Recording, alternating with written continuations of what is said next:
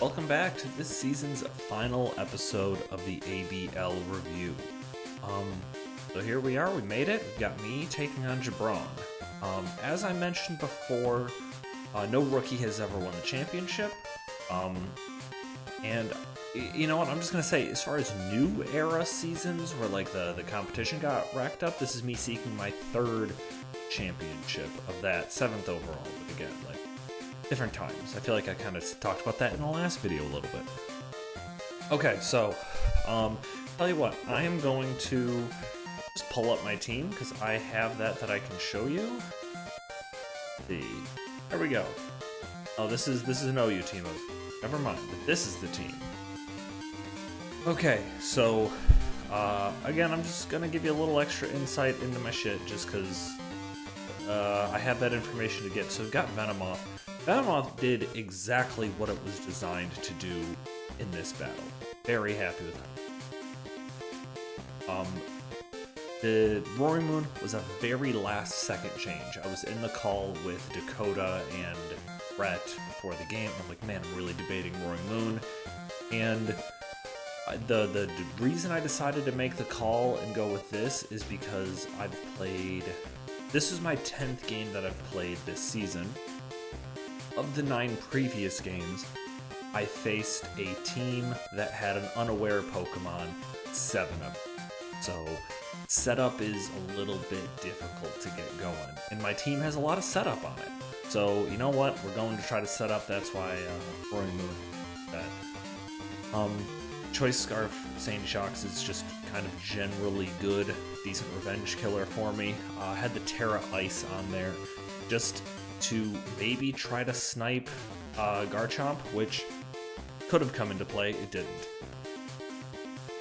I feel like this is kind of a little bit of a bad set. I'm not happy I went Adamant Max Speed. That was super necessary. But yeah, no fighting move on this Lucario here, which is objectively bad, but just because King Gambit's there. But I felt that it was more important for me to try to deal with King Gambit this had helped me get past a Toxapex or a Florges or something like that. Wasn't really designed to KO King Gambit. I'll be honest, my team is kind of poorly designed against King Gambit. There were ways for me to deal with it, but I really needed to pick and choose my do it. I've got Cyclizar, a Pokemon that I don't actually think is as good as I wanted it to be overall. I've got Draco Meteor just because I think I just needed a little bit of chip to be able to KO Garchomp. U-turn, Rapid Spin, Knockoff, all pretty self-explanatory. Didn't really come to play because Hazards didn't really play. Ended up kind of being a sack later on in the game, as we'll see. So we got Covert Cloak on here. I just rewatched Brett's battle versus Jabron, since Brett and my team is essentially the same. I realized the way this Pokemon, even with this spread, which I think this spread is just enough speed to stay ahead of Jolly, Max Speed, not Choiced, the Simian. And then everything else is in different. This can beat Garchomp 1v1 if it doesn't get Iron Head flinched and if it doesn't get poisoned by Poison. So that was the idea behind Covert Cloak here. That's the set, but that's all I can share with from. Let's hop into battle. There we go. So as I've talked about before, I'm terrible about choosing what to lead off with.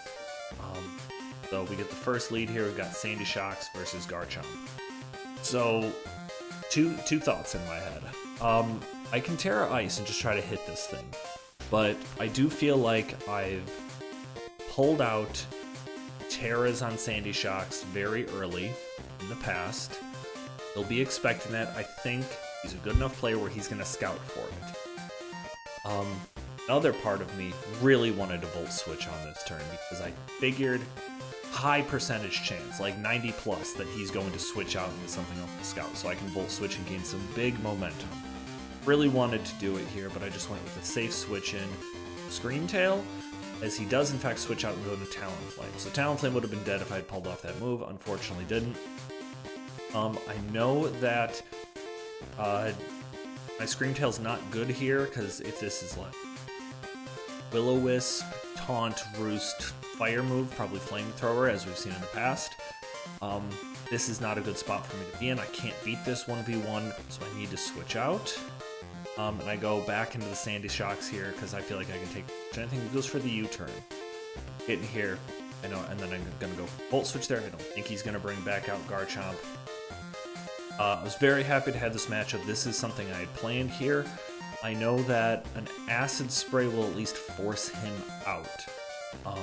Once he sees Acid Spray, he'll know he can't stick around. Get the Acid Spray to get the drop. I can live that. I'm aware of that. I didn't really account for the special attack drop when I was doing stuff after the fact. Pretty disappointing that I got the special attack drop. It did force me into making this next play here, because the right thing to, like, the play on the field, essentially, is to go for Acid Spray again, keep this thing low, or maybe just go for Bug Buzz and get some chip, because Tinted Lens means I don't care about the resist. It's just going to do, like, probably, I'd say probably about 30-ish%, because I don't want to, I'm worried about the Passimian coming in on Acid Spray. Definitely a concern. Also, the King Gambit is just going to block it. So that's why I don't want to catch either of those things. I'm going to go Sleep Powder, and I thankfully catch the King Gambit. Now, I talked, I think in the last video, about getting lucky on Sleep Turn. Maybe I've just thought about recording this instead. So, I looked up how Sleep works, because I don't want to be a total jerk. Right now, the game already knows how long this King Gambit is going to sleep for. It's either going to sleep for 1 full turn, 2 full turns, or 3. So it was a 1 in 3 chance at this point. It was a 3 out of 4 chance that I hit this, so it comes out to about a 25% chance that I got the max sleep. So, spoilers, he does get the max. Definitely unlucky, but I don't think outside the realm of, like, this isn't like gross luck. I don't think there's any crits in this battle, which is exciting. So I'm gonna try to take advantage of that and go hard out into Lucario. That was the first turn of sleep. He couldn't wake up there. He had to burn that, and he did. I think that was a smart use of that time to go ahead and, if he hard switched, I don't think that would have been. Goes out into Florges. Now this is a big deal for me here, because we saw earlier in the season I had my Lucario in versus a Florges around this this percentage of health, and I missed a Meteor Mash, which I am packing up this set. So I am very scared that I'm going to miss it again, okay? Worried about ghosts, but also at the same time, it's so weird that he brought out Florges. We've seen leftovers already. I know he's not like Cassid Berry or something. He either has Florges here because he was afraid of taking the close combat, or he's gonna Terra get around it. I think so. What I decided to do was just go Earthquake, because it's gonna do. He can't KO me from foot, unless he Terra's like Terra that resists Steel and hits super effective. Unless Terra's Fire. If he's got Terra Blast Fire, then he's got me big. Oh, but if he Terra Blast Fire, I clicked Earthquake on this turn. And he goes hard into Garchomp, which lets me get off a lot of damage on it. I'm very happy with that. I think that roughly calced out to him being offensive, not defensive. So I do know on this next turn I need to go for a priority move, and he is smartly, knows that. He goes hard into Talonflame. And also, the reason that's so smart is because he forces the Flame Body. So I'm gonna go ahead and say that's a 30. I think it's a 30% chance to proc on that. So I'm gonna go ahead and say 30. I got a 25% hacks at this point. He got a 30% hacks. That's pretty much as far as I can remember. If you don't count rolls as hacks, which I don't, that's all the hacks in this battle. I think overall, pretty even. So now comes a big. I feel like I've played quite good up to this point. That's a little bit unlucky. I made the prediction with Venomoth early on in the battle, caught him off guard with the set. So at this point, I know, okay, I'm burned. That's bad. I ran the calcs. If I Terra-normaled, then I would have been able to KO this, but I really didn't think burning my Terra was a good call here.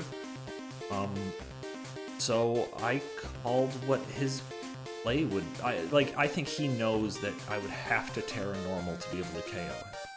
This Talonflame isn't super useful in the position he's in, so I make the call that he's going to roost up.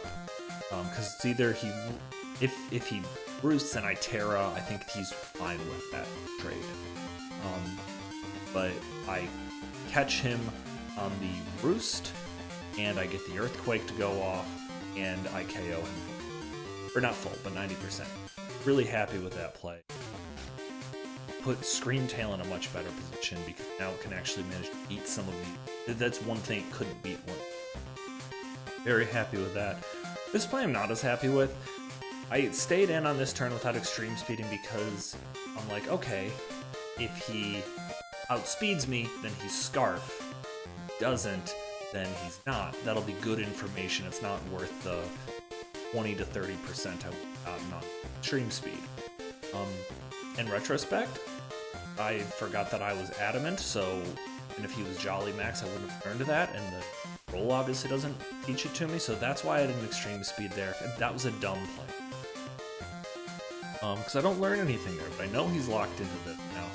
So I'm going to go ahead and go for the Bug Buzz. It would have KO'd at that point. Does good damage. Oh, you know what?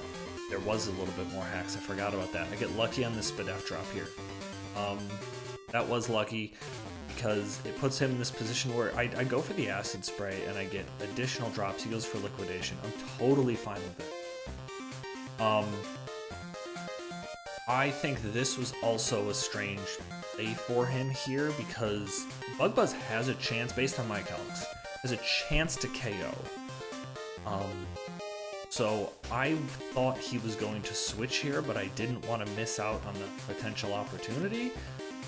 So I go ahead and pull out the Psychic here and pick off Toxapex. Venomoth has done exactly what it was supposed to. Very happy with Venomoth in this battle.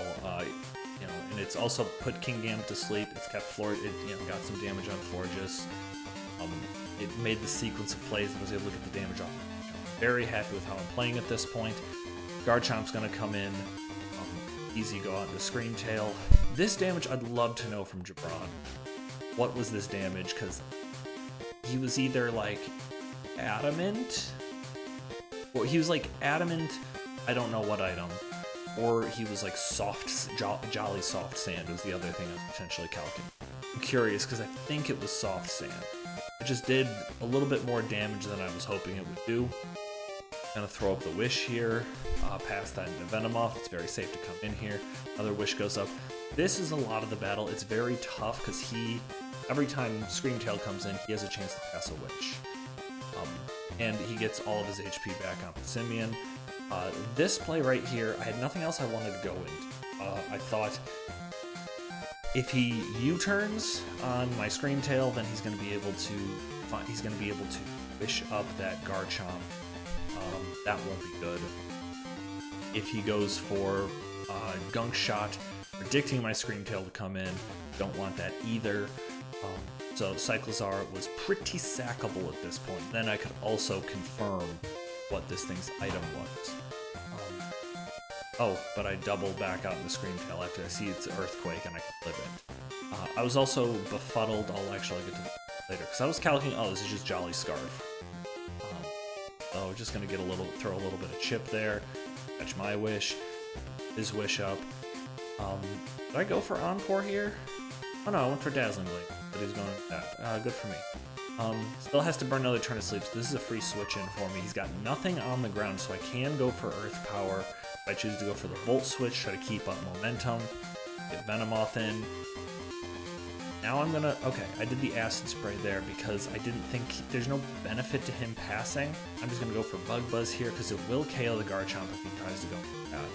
But obviously we just get this Passimian coming back up to full. This Passimian is tough. Okay. I calced Jolly Scarf before. I was like, okay, it'll do like 60 to... I didn't expect to see 71. That is like a very max roll for what this Adamant Passimian can do. That totally caught me off guard though. Freaking out for a while. But I'm just gonna go for the Psychic Get Off. Big damage. Now he can't pass wishes to this anymore. If I get in the same situation where I have Venomoth is Florges. Can't pass wishes anymore. As long as he's not, because I think the Moonblast forever ago. I am a little bit too low though. I want to be at more HP than this because his Moonblast did 39% while boosted, so I'm maybe in range of a KO if he moved. I guess now I'm safe. But going to Scream Tail, I can throw up a Wish. King Gambit's gonna come in, try to burn off another turn of sleep. I'm gonna go hard into Sandy Shocks in case this thing does wake up. Sandy Shocks can lift it, KO it back. Finally gets to wake up. This sucker punch does 49. I did my calcs. First of all, glad I got to Earth Power him. I think he was predicting that I was gonna Volt Switch again because that's what I had been showing, but I'm not gonna fuck with that. I know he's waking up this turn. I'm gonna get off an attack. If I can. I need to chip this thing. I need to get it down because you saw that my team doesn't deal with this well. I don't have any fighting moves. Get off the Earth Power. Sucker Punch. This is based on my calcs. Jabron can debate me here. I think this was a 50-50. I thought about this a very long time about whether or not I would stay in. The one thing I didn't want to do, because Jabron's been doing this all year and King Gambit is well known for it on the ladder, is terroring into something else, live the hit, and get a KO. This thing lives so many hits, and also Assault Vest, I'm pretty sure. Either that or very specially defensive. I think Assault Vest, though. So I'm just going to go hard into Scream Tail, which turns out to be the wrong play. He goes for he doesn't want to mess with the roll, that's why he terrored there and went for the Kowtow. Guaranteed to KO Ferris Bueller at that range. Definitely would have lived. On very little HP, but he definitely would have lived. And I think he's also being cognizant of he doesn't want to kill something with Sucker Punch because of this nasty guy here. So I'm going to go for Protect, get back a little bit of leftover recovery. I'm considering tearing. It's just like, you know, this is... Cyclozar has had enough. Okay, me too. KO'd something with Sucker Punch. That's great for him. So I come in with Scream Tail. Does he know? Okay, yeah, I Encore him into Sucker Punch. So now, and the good news is he's used 3 of those now. I want to get rid of those Sucker Punches if I can. That's big. He's gonna throw a Wish in the air. All mined up. At this point, I'm not. If he goes for a Wish, like he went for. I went for a Wish here. I protected because I didn't want to lose to a S crit, right? And I'm like, okay, if he goes for a Wish, then he has to pass right away. And nothing can come in on a Dazzling Gleam, with the exception of King Gambit, which would be bad, objectively. But I can beat it if I'm healthy. I'm going to go for a Protect. If I see him go for Wish, I'm in good shape. He went for Calm Mind. This play, from someone who's played very good all year, I feel like this was a Hail Mary. I feel like this was...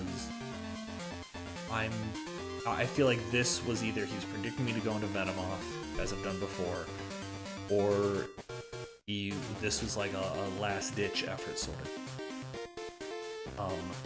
Even more so when he sees I stay in with Scream Tail here, he let me Encore this. I'm shocked by that, because I think he falls apart here at the end. I don't think this is good play from him here. Or at least not consistent with what he's been putting out. Because now he's locked into Calm Mind. I know that he has to Calm Mind for another 2 turns.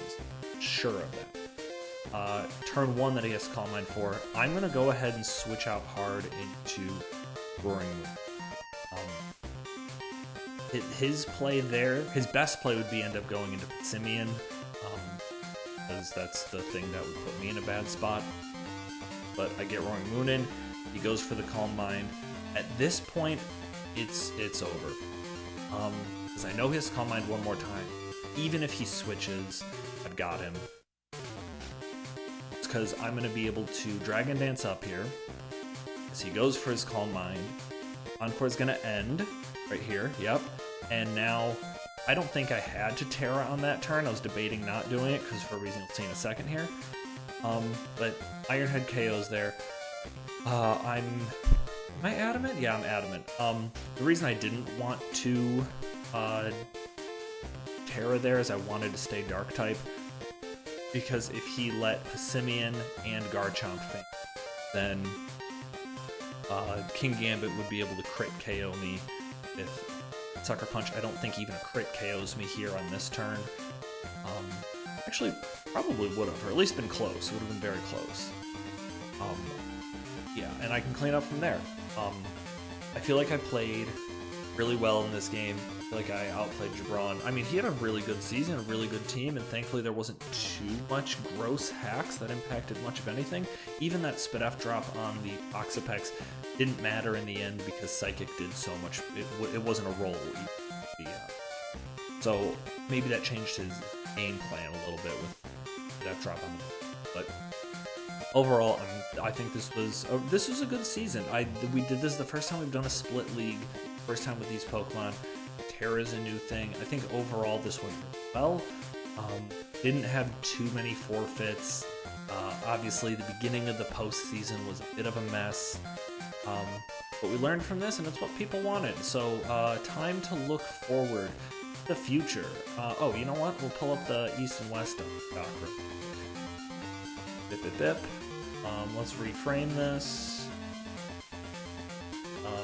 A little better. Yeah, we'll go with this. Okay. So, the West. Again, this is depending on how many people get to come back. People who have first shot at the North, it's gonna be Zach, me, Mike, Yoda. East, it's gonna be actually I guess these guys. Braun, Brett, Curtis. That would be the North Division if everyone returns. We'll see how it goes. If someone has to miss it, I think. Let's see. Logan and Dakota were both 4 and 5, so I think that is that's where in the debate lies as to who is cut there. We'll figure that out at the time. But everyone else is going to the ABL South. We're probably going to do a split league again, even if Pokemon. We're going to wait until Pokemon Home comes out. It has a little bit of time to settle. Speaking of which, here's the list of Pokemon returning in Pokemon Home. See if I can this a little bit to look less shitty. Okay, hang in there, guys. That doesn't look great still, but you can at least read it now. Yeah. No? Okay. So, also, this is like just an estimation of what tier I think they were going to end up in, just kind of hastily going through some of them, so don't pay too much mind to these numbers. Oops. Yeah, so I guess I'll do this. These are, I think Sneasler's probably going to get banned. That's one of the big ones in, like, exciting new additions. I think both Enamoruses are going to be around. I don't know enough about those to do. But we have a lot of old stuff coming back and a lot of Hisuian Pokemon coming in. A lot of these are just like Ubers. I think I took out the things that are definitely like Rayquaza too. I don't think there's much room to be engaged with it. Regieleki might be bannable. And like I said in previous things, we're going to review anything we voted on at the beginning of last season. We'll do those things. We're also going, including Terra. Just my personal opinions on it. I do think it's such a big element of the game. I think you saw it be so surprising for a lot of people. People who get these big surprise KOs because it's something you just can't really predict for. You can predict they're going to Terra, but knowing what type they're going to Terra in, like it's tough. It's tough to figure out. So I'm still not a big fan of it in its current format, but that's up for debate. We got plenty of time as of the time we're recording Pokemon released yet. And that is going to be, apparently some leaks are saying, or some like leakers are saying that's 19th. They didn't specify whether that's May or June. May 19th? Maybe. Who's to say? I think that's a big day in wrestling culture. Wow, that's a joke for someone who definitely does podcast. Got the joke, good for you. Sorry. Another thing to think about is just stuff that was in the league this year that maybe shouldn't be or maybe needs to be around. I think the prevailing feeling is that bronze is an absolute wasteland talent. And probably there's some stuff in silver that could afford to move down. Definitely take a look at this list and maybe make your own of things you think should be moved, because that is one of the bigger things that I'd say 3 big things at the beginning of every season. It's tier shifts, do a big change for the gimmick, whether that be like terrestrialization or Z moves, megas or something like that, or maybe we add Nat decks. I don't think there's any reason to this time. And then the other thing is new Pokemon that are being added in. That's going to be the biggest thing. Then it's going to be this, and then I think Terra is going to have a massive impact on how we draft, a bigger impact on how things are played. So we'll go from there. I don't know. Thank you all for listening to this all season. Let me know what you guys think about any changes. I'll probably be putting out an exit interview sort of whole days. But thank you all for listening, and we'll see you next time. Goodbye.